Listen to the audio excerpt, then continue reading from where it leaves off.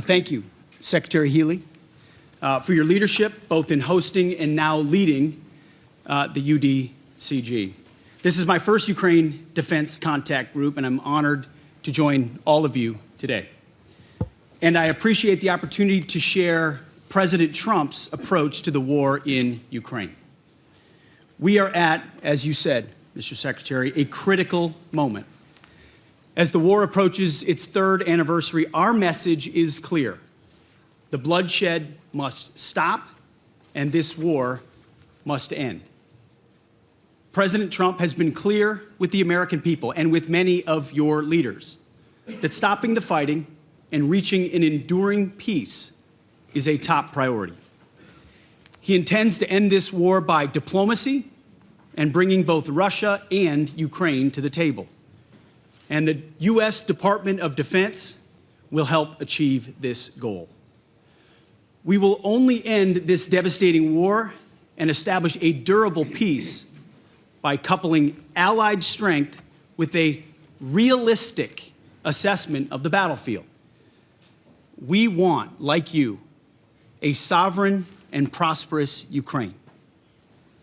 But we must start by recognizing that returning to Ukraine's pre-2014 borders is an unrealistic objective. Chasing this illusionary goal will only prolong the war and cause more suffering. A durable peace for Ukraine must include robust security guarantees to ensure that the war will not begin again.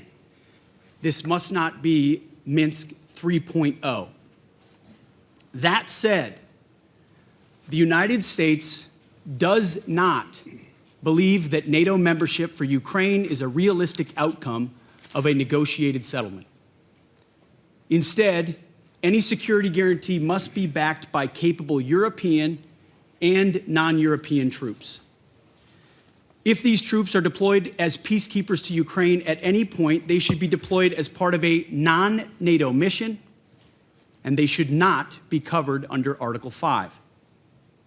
There also must be robust international oversight of the line of contact.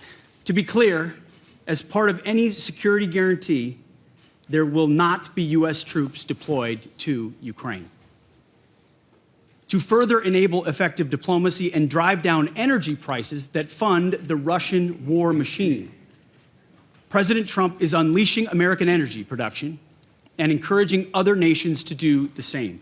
Lower energy prices, coupled with more effective enforcement of energy sanctions, will help bring Russia to the table.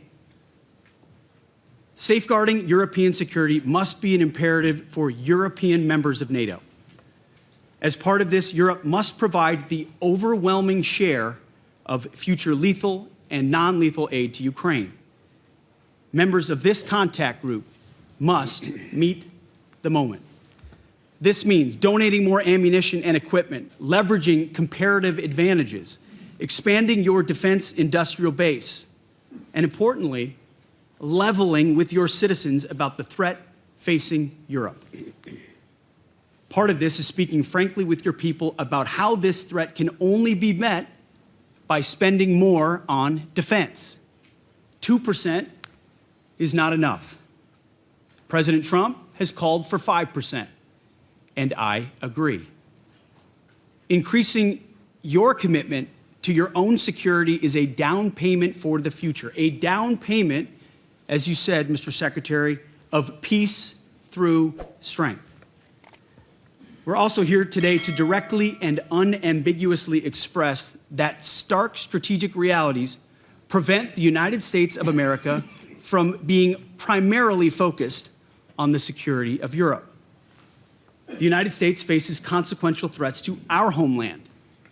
We must and we are focusing on security of our own borders. We also face a peer competitor in the communist Chinese, with the capability and intent to threaten our homeland and core national interests in the Indo-Pacific. The U.S. is prioritizing deterring war with China in the Pacific, recognizing the reality of scarcity and making the resourcing trade-offs to ensure deterrence does not fail. Deterrence cannot fail for all of our sakes. As the United States prioritizes its attention to these threats, European allies must lead from the front.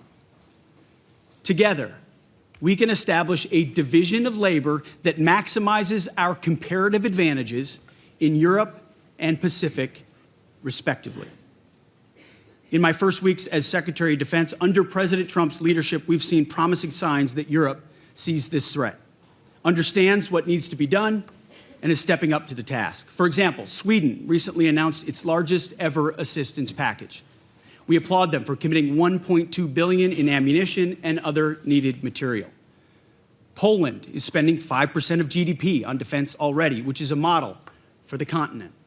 And 14 other countries are co-leading capability coalitions. These groups are doing great work to coordinate Europe's contributions of legal assistance across 8 key capability areas. These are first steps. More must still be done.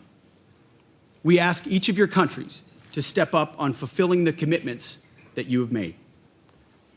And we challenge your countries and your citizens to double down and recommit yourselves not only to Ukraine's immediate security needs, but to Europe's long-term defense and deterrence goals. Our transatlantic alliance has endured for decades, and we fully expect that it will be sustained for generations to come. But this won't just happen. It will require our European allies to step into the arena and take ownership of conventional security on the continent.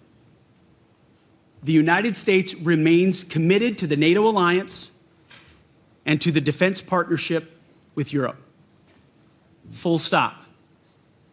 But the United States will no longer tolerate an imbalanced relationship which encourages dependency.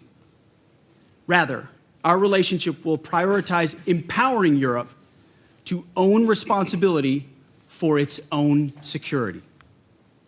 Honesty will be our policy going forward, but only in the spirit of solidarity. President Trump looks forward to working together, to continuing this frank discussion amongst friends, and to achieve peace through strength together.